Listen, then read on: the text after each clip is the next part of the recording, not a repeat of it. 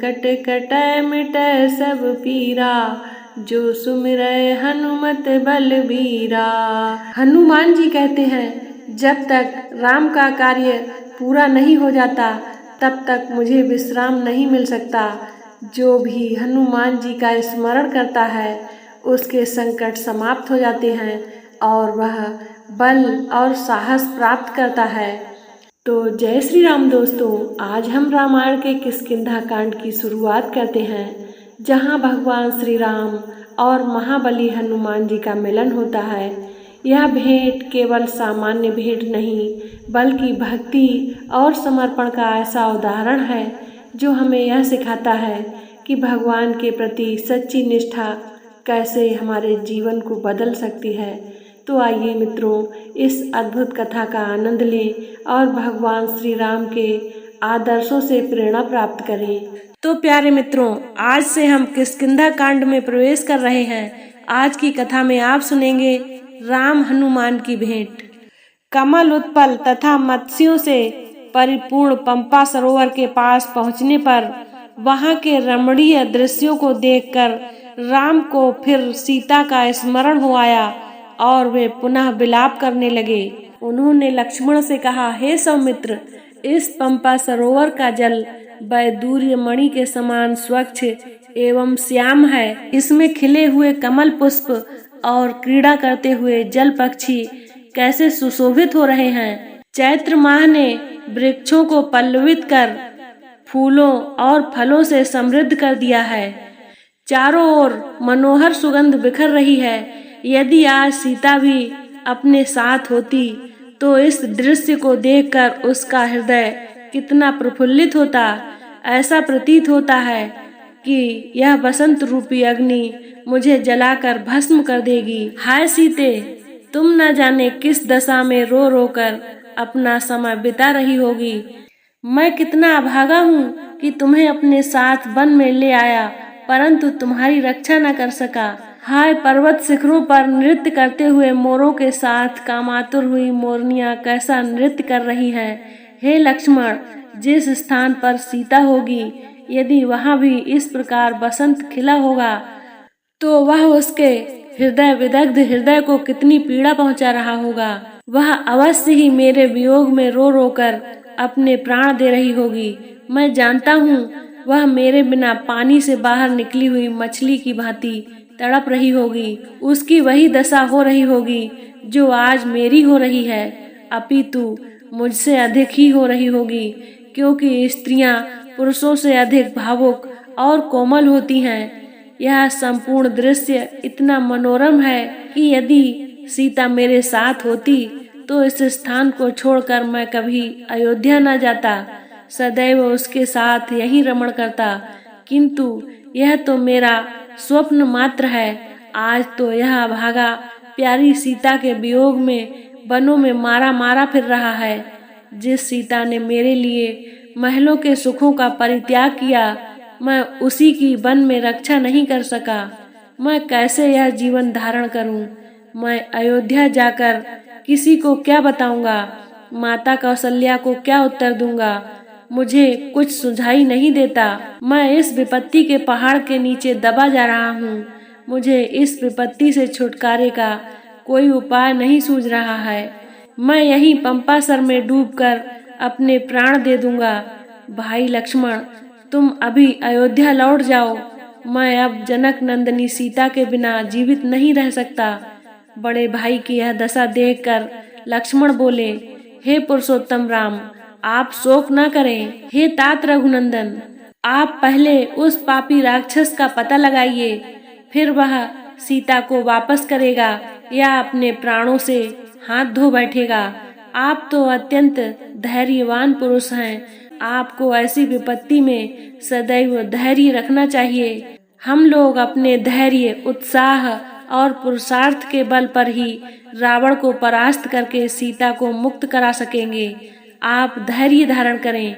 लक्ष्मण के इस प्रकार से समझाने पर अत्यंत संतप्त राम ने शोक और मोह का परित्याग कर धैर्य धारण किया। वे पंपा सरोवर को लांघकर आगे बढ़े।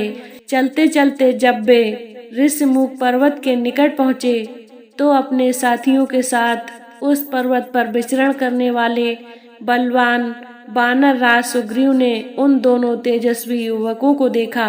इन्हें देखकर सुग्रीव के मन में शंका हुई और उन्होंने अपने मंत्रियों से कहा, निश्चय ही बाली ने इन दोनों धनुर्धारी वीरों को स्वेच्छा से भेजा है। भयभीत होकर सुग्रीव अपने मंत्रियों के साथ ऋष्यमुख पर्वत के शिखर पर चले गए। सुग्रीव को इस प्रकार चिंतित देखकर बाघपट्टू हनुमान बोले, हे वानराधिपते, बाली तो शापवश यहाँ आ ही नहीं सकता। आप सहसा ऐसे चिंतित क्यों हो रहे हैं? हनुमान के प्रश्न को सुनकर सुग्रीव बोले, मुझे ऐसा प्रतीत होता है कि ये दोनों पुरुष बाली के भेजे हुए गुप्तचर हैं और तपस्वियों का भेष धारण करके हमारी खोज में आए हैं। हनुमान, तुम वेश बदल कर इनके पास जाओ और इनका संपूर्ण भेद ज्ञात करो। यदि मेरा संदेह ठीक हो तो शीघ्र इस विषय में कुछ करना। सुग्रीव का निर्देश पाकर हनुमान भिक्षुक का भेष धारण कर राम लक्ष्मण के पास पहुँचे। उन दोनों को प्रणाम करके वे अत्यंत विनीत एवं मृदु वाणी में बोले, हे वीरों, आप दोनों सत्य पराक्रमी एवं देवताओं के समान प्रभावशाली जान पड़ रहे हैं। आप लोग इस वन प्रदेश में किस लिए आए हैं? आपके अंगों की कांति सुवर्ण के समान प्रकाशित हो रही है। आपकी विशाल भुजाओं और वीर वेश को देखकर ऐसा प्रतीत होता है कि आप इंद्र को भी परास्त करने की क्षमता रखते हैं, परंतु फिर भी आपका मुखमंडल कुमलाया हुआ है और आप ठंडी सांसें भर रहे हैं। इसका क्या कारण है? कृपया आप अपना परिचय दीजिए। आप इस प्रकार मौन क्यों हैं? यहाँ पर्वत पर वानर श्रेष्ठ सुग्रीव रहते हैं। उनके भाई बाली ने उन्हें घर से निकाल दिया है। वानर शिरोमणि सुग्रीव आप दोनों से मित्रता करना चाहते हैं। उन्हीं की आज्ञा से मैं आपका परिचय प्राप्त करने के लिए यहाँ आया हूँ। मैं वायु देवता का पुत्र हूँ और मेरा नाम हनुमान है। मैं भी वीर जाति का हूँ। अब आप कृपा करके अपना परिचय दीजिए। मैं सुग्रीव का मंत्री हूँ और इच्छानुकूल वेश बदलने की क्षमता रखता हूँ। मैंने आपको सब कुछ बता दिया है। आशा है आप भी अपना परिचय देकर मुझे कृतार्थ करेंगे और वन में पधारने का कारण बताएंगे। हनुमान की चतुराई भरी स्पष्ट बातों को सुनकर राम ने लक्ष्मण से कहा, हे सौमित्र, इनकी बातों से मुझे पूर्ण विश्वास हो गया है कि ये महामनस्वी वानर राज सुग्रीव के सचिव हैं और उन्हीं के हित के लिए यहाँ आए हैं। इसीलिए तुम निर्भय होकर इन्हें सब कुछ बता दो। राम की आज्ञा पाकर लक्ष्मण हनुमान से बोले, हे वानर श्रेष्ठ, सुग्रीव के गुणों से हम परिचित हो चुके हैं। हम उन्हें ही खोजते हुए यहाँ तक आए हैं। आप सुग्रीव के कथनानुसार जब मैत्री की बात चला रहे हैं वह हमें स्वीकार है। हम अयोध्यापति महाराज दशरथ के पुत्र हैं। ये श्री रामचंद्र जी उनके ज्येष्ठ पुत्र और मैं इनका छोटा भाई लक्ष्मण हूँ। 14 वर्ष का वनवास पाकर ये वन में रहने के लिए अपनी धर्मपत्नी सीता और मेरे साथ आए थे। रावण ने सीता जी का हरण कर लिया है, इसी विचार से कि संभवतः वे हमारी सहायता कर सकें हम लोग महाराज सुग्रीव के पास आए हैं। हे वानर राज, जिस चक्रवर्ती सम्राट दशरथ के चरणों में संपूर्ण भूमंडल के राजा महाराजा सिर झुकाते थे और उनके शरणागत होते थे, उन्हीं महाराज के ज्येष्ठ पुत्र आज समय के फिर से सुग्रीव की शरण में आए हैं ताकि महाराज सुग्रीव अपने दल बल सहित इनकी सहायता करें। इतना कहते हुए लक्ष्मण का कंठ अवरुद्ध हो गया। लक्ष्मण के वचन सुनकर हनुमान बोले, हे लक्ष्मण, आप लोगों के आगमन से आज हमारा देश पवित्र हुआ। हम लोग आपके दर्शनों से कृतार्थ हुए। जिस प्रकार आप लोग विपत्ति में हैं, उसी प्रकार सुग्रीव पर भी विपत्ति की घटाएं छाई हुई हैं। बाली ने उनकी पत्नी का हरण कर लिया है और उन्हें राज्य से भी निकाल दिया है। इसीलिए इस पर्वत पर निर्जन स्थान में निवास करते हैं। फिर भी मैं आपको विश्वास दिलाता हूँ कि वे सब प्रकार से आपकी सहायता करेंगे। इतना कहकर हनुमान बड़े आदर से भगवान श्री रामचंद्र को और लक्ष्मण को सुग्रीव के पास ले गए। तो मित्रों, आज की कथा को यहीं पर विराम देते हैं।